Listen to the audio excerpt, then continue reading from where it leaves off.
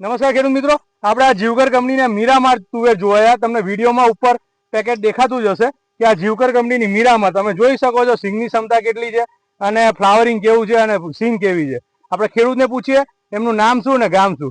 શું નામ તમારું? ભંડેરી ખોડાભાઈ લાખાભાઈ, ગામ પીઠડિયા. એક મિનિટ, ભંડેરી ખોડાભાઈ લાખાભાઈ, ગામ પીઠડિયા. ગામ પીઠડિયા એક. બરાબર. આ કઈ તુવેર વાવી તમે? મીરામાર. હા, મીરામાર. જીવકર કંપનીની મીરામાર. આ કઈથી લાયા હતા? કાલાવડ શ્રદ્ધા એગ્રોમાંથી. હા, શ્રદ્ધા કમલેશભાઈ ત્યાંથી. બરાબર ને? તમને તુવેર આપી હતી તો ગયા વર્ષે વાવી હતી કે પહેલી વાર વાવી? પહેલી વાર વાવી ને. જે રીતે તમારા ગામમાં ગયા વર્ષે જેને વાવી હતી એનું જોઈને તમે વાવી એ પ્રમાણે તુવેર છે કે નહીં?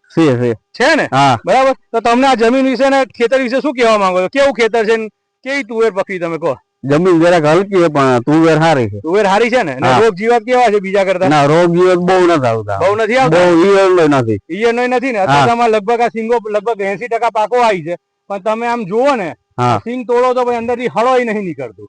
નથી નીકળતો ને. ના ના. એવરેજ 4 દાણાની સિંગો છે. 3 થી 4 દાણાની એવરેજ સિંગો છે અને સળોય નથી. બરાબર ને. એકે દાણો સડેલો નથી. તો આપડા જે વિડીયો તમારા જોતા હોય સોશિયલ મીડિયાના માધ્યમથી, તો ખેડૂતોને આ તુવેરનું વાવેતર ભલામણ થાય. કઈ વવાય? જીવકર કંપનીની મીરામાર.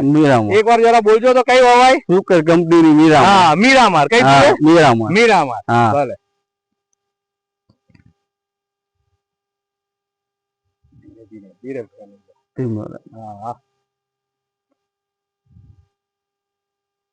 તમે કેટલા વીઘા